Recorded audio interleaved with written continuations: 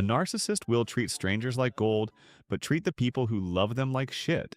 There is a pattern in human relationships that feels so confusing and emotionally painful that most people spend years trying to make sense of it.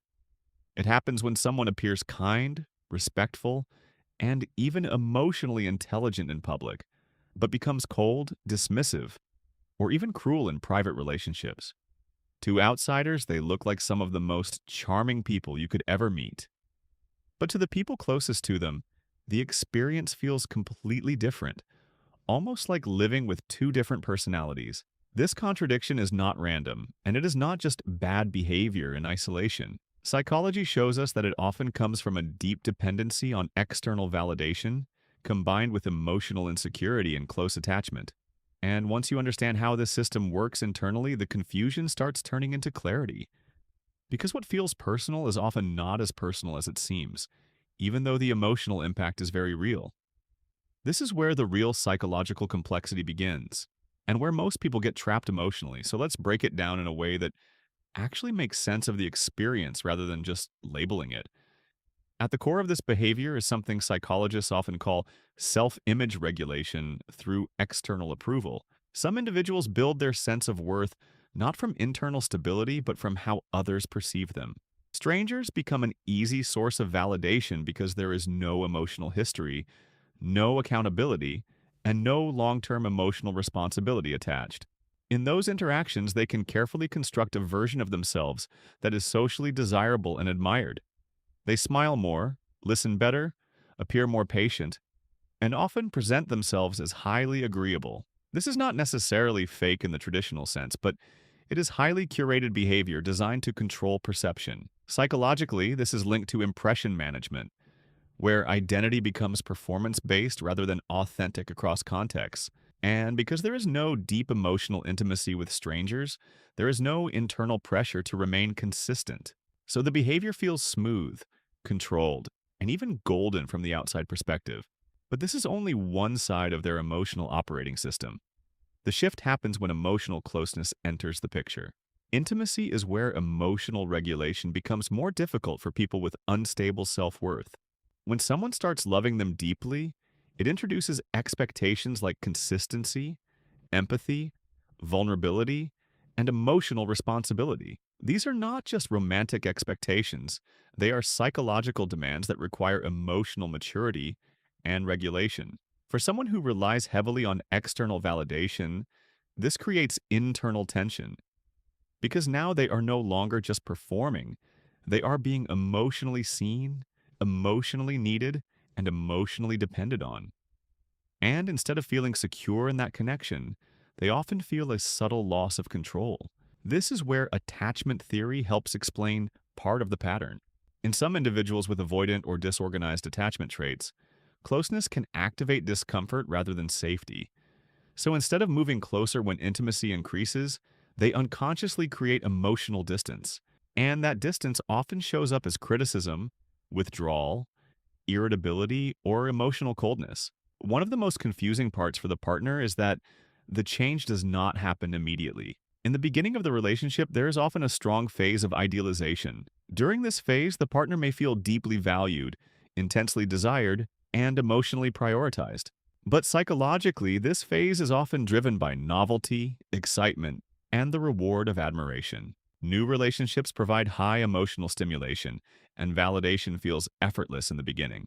However, as emotional familiarity grows, the brain stops experiencing the same reward response. At the same time, emotional expectations increase, and this combination can feel overwhelming for someone with fragile emotional regulation. So the system shifts from idealization to devaluation, not necessarily because the partner changed, but because the emotional environment shifted from low-demand admiration to high-demand intimacy. And this transition is where many relationships begin to break emotionally. Now comes the part that hurts the most for the partner. You start noticing a double standard in behavior that feels almost impossible to explain logically. Strangers receive patience, politeness, and even generosity, but the partner receives impatience, criticism, and emotional distance. This is not because the partner is less valuable, but because emotional safety is interpreted differently in different contexts. With strangers, there is no emotional risk. There is no fear of abandonment, no fear of being exposed, and no fear of losing control and vulnerability. So the interaction stays on a surface level where emotional regulation is easier. But with a close partner, emotional exposure increases significantly. And for someone with unresolved emotional insecurity, exposure often triggers defensive behavior. That defense can look like shutting down emotionally or becoming overly critical as a form of psychological distancing. Another important psychological mechanism here is splitting, which is sometimes seen in personality organization under stress. Splitting is when a person unconsciously categorizes others into safe and threatening emotional roles based on internal emotional states. Strangers are often placed in the safe category because they require no emotional depth. But close partners are placed in the emotionally demanding category because they activate internal vulnerability. This leads to inconsistent behavior that confuses the partner deeply. Because the same person who is kind in one context can feel completely different in another, and from the outside it appears irrational, but internally it is a form of emotional regulation attempt. The problem is that this regulation comes at the cost of the partner's emotional well-being. Over time, this dynamic creates emotional exhaustion in the person who is receiving inconsistent love. You start adjusting your behavior to avoid triggering their withdrawal or irritation. You become more careful, more accommodating, and sometimes even more self-blaming. This is where emotional dependency can begin to form, not because of love alone, but because of unpredictability. Psychologically, inconsistent reinforcement is one of the strongest ways to create attachment loops. When love is unpredictable, the brain becomes more focused on trying to earn consistency again. This is similar to variable reward systems studied in behavioral psychology, and it is one of the reasons people find it so difficult to detach even when they are unhappy. Meanwhile, from the outside perspective, everything looks normal or even impressive.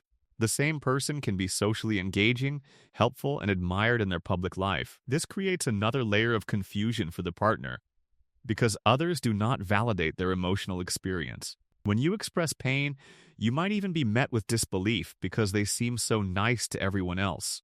This invalidation makes the emotional experience even more isolating.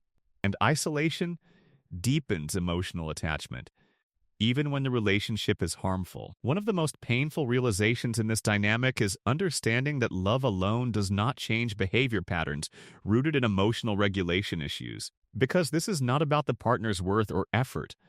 It is about how the individual processes intimacy, stress, and emotional vulnerability.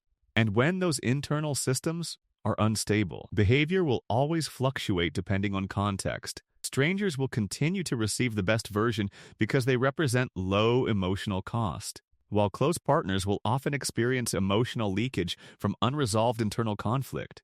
This does not mean the person is incapable of kindness or that they are bad in a simple way. Human psychology is more complex than that. It means that their emotional system is organized around self-protection rather than mutual emotional safety. And that creates a relationship pattern where admiration is given outwardly, but emotional consistency is withheld internally. The breaking point for many partners comes when they realize they are not competing with another person, but with a psychological pattern. You are not losing to strangers because of your value.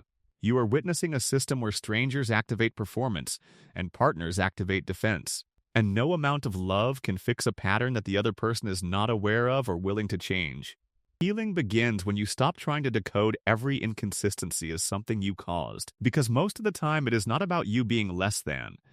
It is about emotional capacity, attachment style, and internal regulation systems that existed long before you arrived. And once that truth becomes clear, the emotional grip begins to loosen, not because the love disappears instantly, but because confusion no longer controls your perception, and clarity is the first real step toward reclaiming your emotional stability.